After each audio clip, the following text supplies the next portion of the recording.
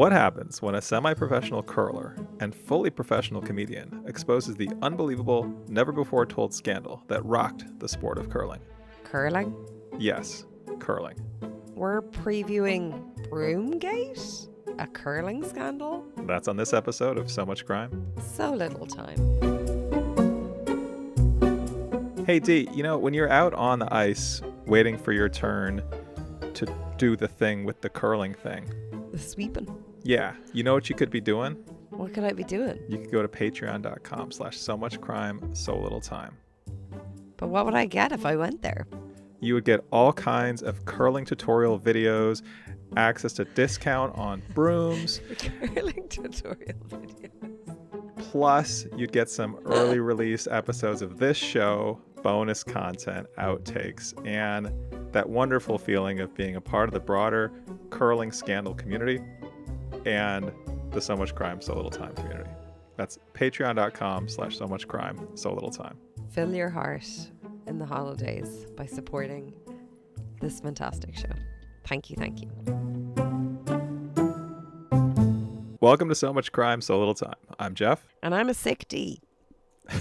Nope. That works.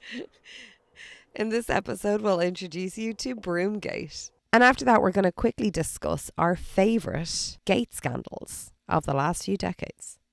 We'll also listen to Dee slowly get over her cold. If you haven't listened to Broomgate, or if you don't know anything about curling, good news. We're going to introduce you to the show and only discuss episode 1. If it sounds great, you can go on and listen to Broomgate yourself and then come back here for a full recap.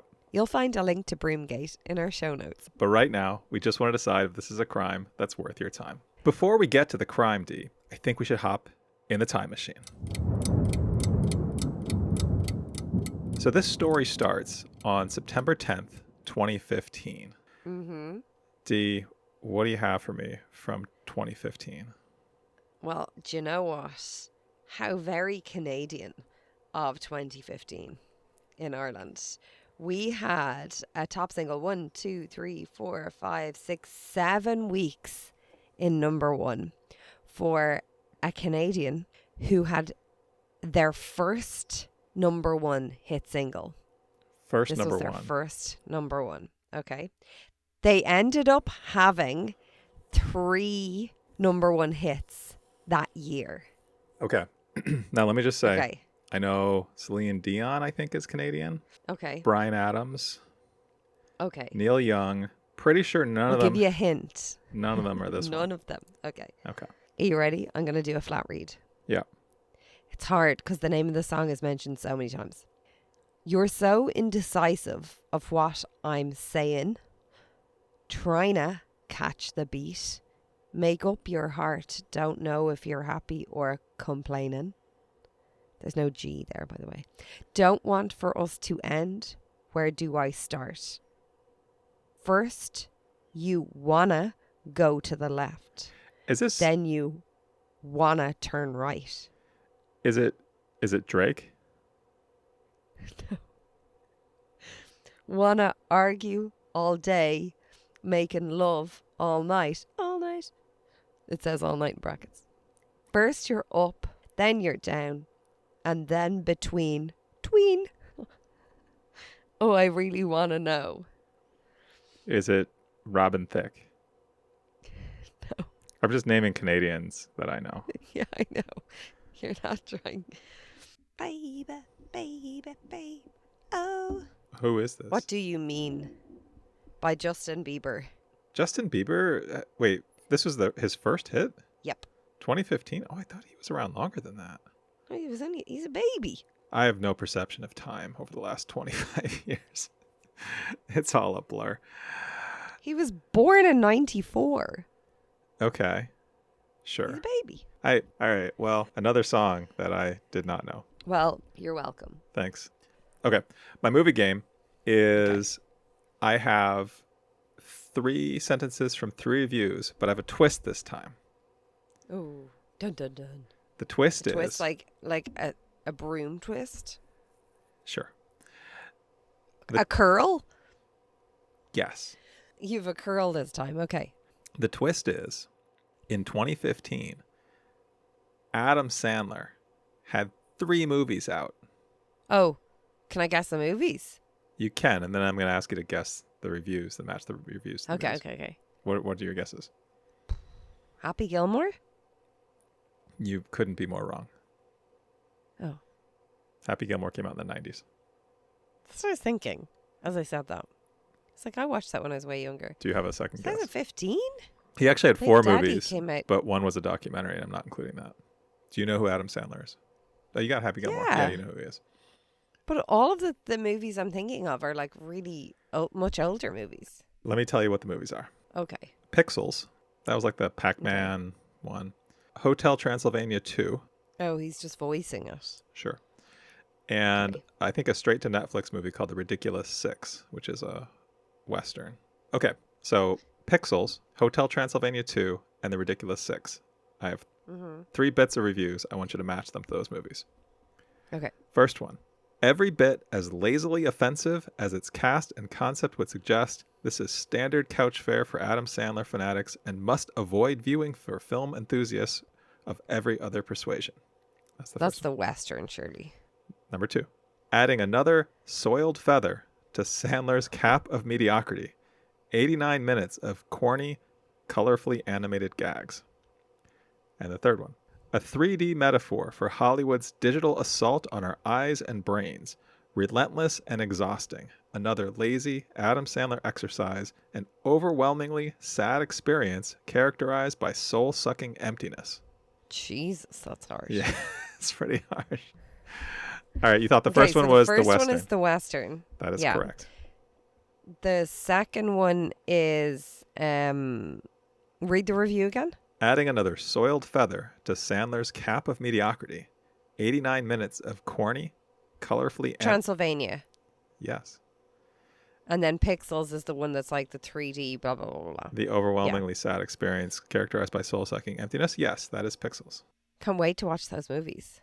Yeah, I actually watched the first half hour of Ridiculous Six because when it came out, it was described as being so horrifically offensive as a Western with its depictions of Native Americans. And it was one of those things that seemed so horrible that I was just curious. And I didn't, like, it was Netflix. I didn't have to pay money for that. I didn't already spend on it. And I made it about half an hour in. And yeah, it was awful. Okay. That is our time machine for today. That was fun. Let's jump in about this podcast or crime ? That this episode is about. It's released in the spring of 2024 by CBC and USG Audio. Its host is John Cullen, comedian and self-professed Tier 2 curler. There are 6 episodes in total, each 20 to 30 minutes long. But what's the story about, Jeff? So in 2015, at the International Grand Slam of Curling in Newfoundland, a team debuts a new super broom. And instead of having 2 sweepers, which is, if you're not familiar, apparently how curling works, they just had 1 sweeper with the broom. In this first episode, we learned a little bit about curling, which apparently is one of the oldest team sports known to people. We learn a little bit more also about brooms and where this super broom came from. And then we start to get just a little bit about this apparently massive scandal that rocked the world of curling. But we don't really get too deep into that in this episode. So that's pretty much all we get. It's a pretty short episode, kind of an introductory thing. Where would you like to start with our discussion? I'm confused. Because, look, I'm a sporty person. I enjoy sport. I enjoy hearing about people being passionate about their sport. I could probably go to any live sport and enjoy myself. I like it. Sure. So for me, this is like interesting, but it's presumably nobody's getting murdered with the broom. And that would be a real shocker. I don't... real twist. Real curl in the story. But I don't know. Like, you don't think the brooms are made from people? I just am like, oh my God, imagine that was it. This mysterious fiber is actually bones. I don't know whether it's because we're coming off of some really horrific podcasts that I'm like, this is, and then our last one was just, hysterical wasn't horrific or gruesome. But I'm like, whoa, where have you taken us? I suggested this podcast, but where have you taken us? I mean, it is also Christmas. Maybe we could have a little break I mean, from... we didn't care for Thanksgiving. But Thanksgiving... We did a Thanksgiving story at Thanksgiving. Yeah, it was so filled with thankfulness and no gore. Okay, so this one's a little light on certainly on the murder. It also seems Light is like, the understatement of the year. Even the host, by the way, the host is great. I really, really enjoy him. I think he's so engaging. So there's a lack of crime in this true crime story so far. Yeah, and like, there's so many intriguing parts. Like, the brothers, can't remember their names. Archie and Harach. I just stopped talking there because I knew you would fill that in. Yeah. Archie and Harach, like, their story of losing their father and their mother being injured and them having to care for them, like when the younger brother is Archie. No. Older brothers. The older brother's Archie. So Harach had to, who was only like 16 at the time, and the pressure that was put on him to go to the books and make something of himself, as Archie puts it, like his older brother puts it, because he wasn't making anything of himself, or so he was told. Like, that's really upsetting, and like, it's very heartbreaking and intriguing as well. They seem like a gas pair. I think we need to put them down on the people we want to have a pint with. Well, but anyway. Yeah, and also John Cullen, our host, I think.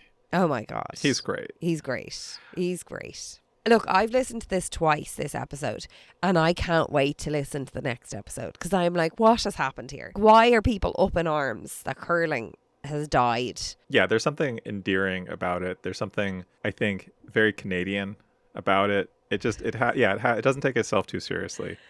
And I also... Are Canadians like that? I mean, in my experience, yeah. Sweeping generalization. As a sweeping generalization. Yeah, I do think there's even a fun little twist at the end of the first episode where our host, John, notes that maybe he is the one who actually caused this whole scandal. So yeah. I'm really looking forward to seeing where that goes. Yeah, it's a low stakes but also low commitment show. It's only, about 2.5 hours of content. It's going to be pretty quick to go through. And probably pretty funny. I know. And like, it seems really niche. You know, the people who are going to be interested in this are not every true crime fan. I have a lot of friends who are into true crime and who are not into sport, and they would have no interest in hearing this. What did you have any knowledge of curling before listening to this? I remember seeing it at the Olympics when they were just going like that. Just like that. Yeah. Yeah. Do you remember how many brooms there were? 2. I've no idea. I can't remember. Okay. I would have said 2 before listening. Yeah, I feel like my recollection of watching this is 2 brooms, 2 people on either side of as the stone goes down, just kind of like frantically. What do they say? Nearly kissing. Yeah. John and your man. Yeah, it was John's wife who said that when John and his friend Jay are sweeping, it looks like they're kissing, which so funny. That's great. Anyway, who do you reckon are the villains in this? I mean, there's the mysterious inventor. I guess it's hard to believe Archie and Harach are going to be the villains. It's hard to believe anyone's going to be a villain. It's hard to believe that, but I'm also a little bit like, I don't know, the description of Archie and Harach being like rough, but like really kind or whatever when you get chatting to them. And then saying, you know, Archie was going down a bad path, and I was like, oh God, he must have been into drugs and stuff. And they're like, he was basically saying he was a ski bum or something. Yeah, ski bum. I'm like, surely if you're hanging out in Whistler, like, things aren't gone too bad for you. Yeah, it seems hard to imagine. So I don't know whether that was just John like trying to be funny and like being like things were going very bad. I mean, if you transpose what are the seeming stakes of this onto a sport maybe that you are much more enthusiastic about, or maybe has broader global implications than curling, like say soccer, but what I don't like what are they going to do in soccer? Like, going to be like, oh, we just don't have a goalie. Yeah, soccer's hard. We don't need one. There's not a lot of equipment. Because we've reinvented the ball. Yeah, you can't really have like one team reinvent the ball because both teams play with the same ball. That doesn't really work. No. But unless they have like a collapsing net that when the goalie leaves to join the team, the goal just collapses. Yeah, I feel like it has to be something that's sort of up to the discretion of the players. Like in baseball, like you come out with a different type of bat, or a guy comes out and he's just got a giant glove that's like 3 feet high, and so he plays the outfield and he can reach up and like catch. One of the novelty gloves. Yeah, and like find some loophole in the rules. Like that's to me what this seems like. But then like suddenly within a couple of weeks, everyone's wearing these giant novelty gloves, which would be kind of hilarious, I think. But would probably really annoy some people who are baseball purists. Yeah. I don't know. It's hard. Like it's hard to find an exact equivalent of what this means in other sports. But it's the crime. Like, it's not like what it means. It's like they at the end of the show, they're like, this is a crime. What's the crime? I mean, I guess I just am presuming that they're skirting the rules of the competition somehow. Like I'm it's like some type of Tom Brady. By the mysterious fiber. Yeah. Okay. Sure. I equate it to something like the way Tom Brady cheats at football, or used to cheat at football with like. How did he cheat? Oh, deflating the footballs a little bit so they had less air in them. Deflategate. It's one of the gates. Was that the ones you chose? No. Do you not know about Deflategate? No, but that's very funny. I take it you're like intrigued and you're up for more listening. Yeah, it's fun. I think it's no one's gonna get dismembered in this one and eaten. So there's no. The stakes are low. Every once in a while, it's nice to have a low stakes show. Yeah, low stakes. Palate cleanser. This is a no palate human cleanser. stake. This is the sorbet of true crime podcast that we listen to. Sorbet. Oh, I don't know about that now. Well, we'll see. As I said, I'm very excited to find out what the hell is happening here. I just don't know if I could recommend it to some of my true crime fanatic friends, at least yet. All right. Well, I am recommending this to my non-true crime friends who probably don't listen to this show. Are they even your friends? They're not supporting you? Not really. They're not really my friends. There you go. Before you hear about all our gate scandals, why don't you go onto your Spotify or Apple, wherever you get your podcasts, and rate us 5 stars. Of course, thank you so much. Leave us a comment. And if you're not listening on either of those, why not go onto Instagram? Follow us on So Much Crime _so little time. Leave us a comment. Tell us about your favorite shows so far, or maybe your favorite true crime show that you would like us to cover. Okay, Dee, it's time to go over our favorite gate scandals. And the way we're going to do this... Favegate. We're each going to say the name of a scandal and then have the other person try to describe what that scandal is. And then we're going to describe a scandal and have the other person name it with a gate name. Would you like to go first? Okay, so which one do you want me to do? Do you want me to do the one that I describe it and that you guess the name of it? Yeah, let's do that. Okay, I describe it and you guess the name of it. Mm-hmm. Okay. In England, in 1994, a city council spent £300,000 of taxpayers' money on a crinkly bottom theme park, which only stayed open for 13 weeks. Wait, I'm sorry. What kind of theme park? Crinkly bottom. The overall cost to the taxpayer was £2.6 million.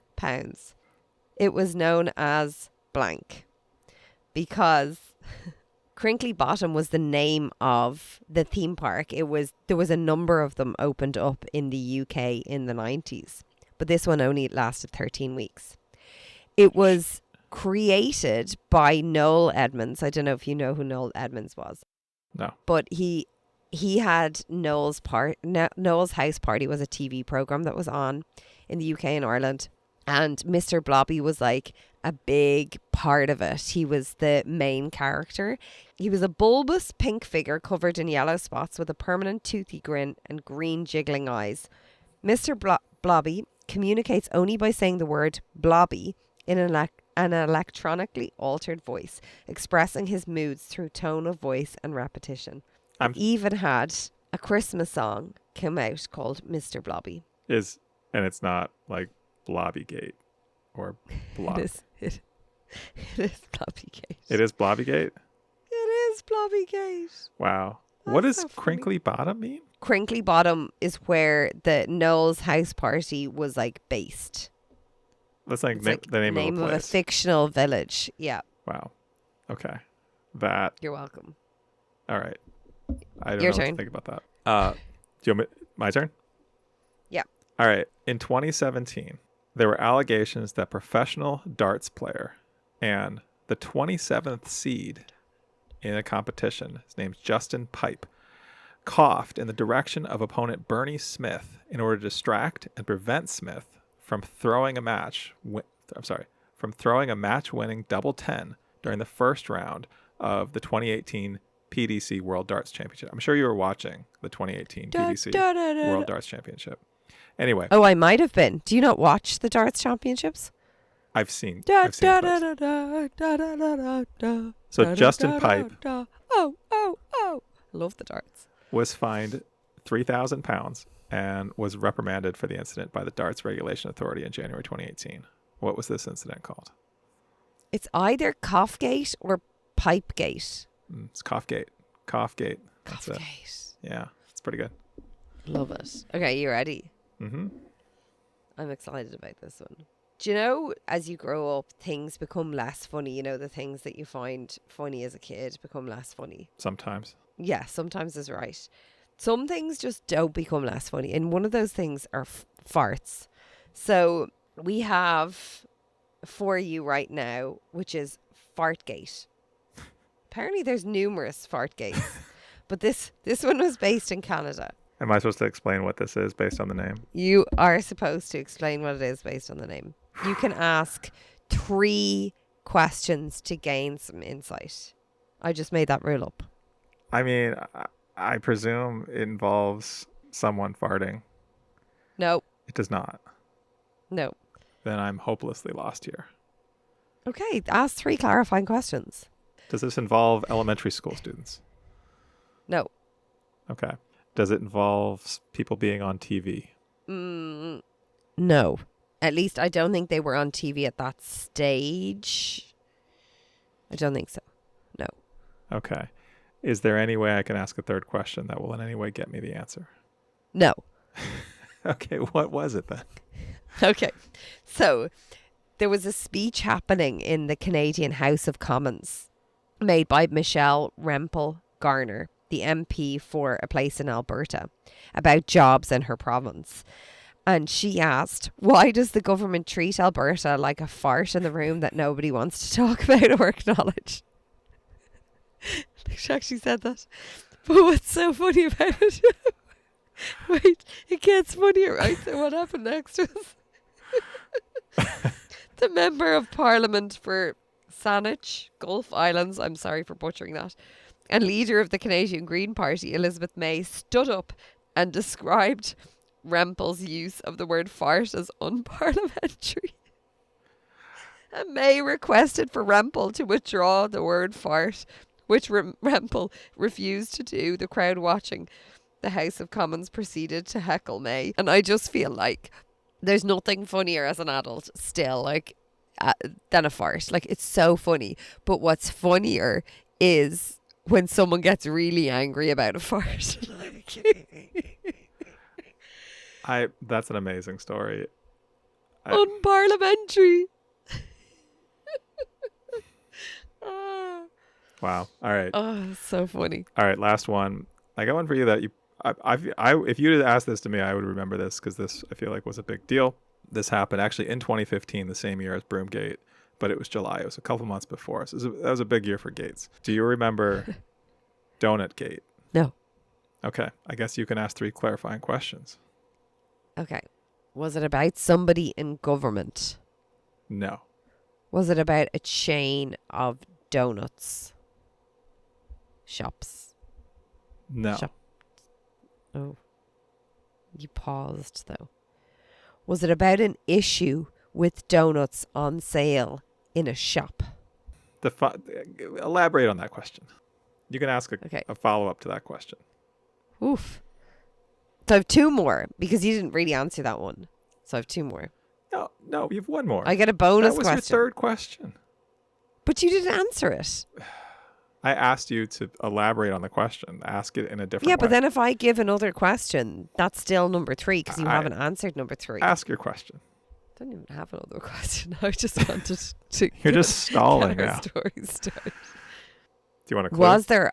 Was there a lawsuit brought against the seller of a donut? No. Because No. Okay. You're way off. Okay. Did someone lose a tooth in a donut? No. You want to just keep asking questions? You're not even in the same ballpark. Did someone copy a donut recipe? No, it's so much better than that. Okay, I'm done. Okay. Tell me. In July 2015, I do not know what I did. Sorry. Ariana Grande, star of Wicked and so many other things, walked into a donut shop, was caught on surveillance video, going up to a donut on display, I think multiple donuts on display, and licking them while saying, Ugh. I hate Americans. I hate America. This is disgusting, referring to the tray of donuts. Where is she from? She is from Boca Raton, Florida. Yeah. Does she know that's in America? Well, to be fair, she then apologized, said she is extremely proud to be an American, and that what she was referring to was the obesity epidemic. And when she hosted Saturday Night Live in 2016, she said, and I quote, "A lot of kid stars end up doing drugs or in jail or pregnant or get caught licking a donut they didn't pay for." Is her point, it's not that bad, calm down? I guess so. But after this happened, she had to cancel her. She was supposed to headline a performance at the 2015 Major League All-Star game, and she bailed out of that. So she had a bad summer that year. But she bounced back. Now she's in Wicked 9 years later. She's doing just fine. Do you reckon anyone boxed up one of those donuts and has it ready to sell? Have any of them sold for a lot of money? I'd be disappointed if they didn't, but I couldn't find any evidence of that, and I didn't look that hard. All right, that was Gate. Gate. Gate of Gates. Gate. How we miss you. How we miss talking about you. Next time, is our host actually the criminal in this true crime story? And we snag an interview with a bona fide curling expert and real life Canadian. It's all in our full recap of Broomgate. That's on the next So Much Crime, So Little Time.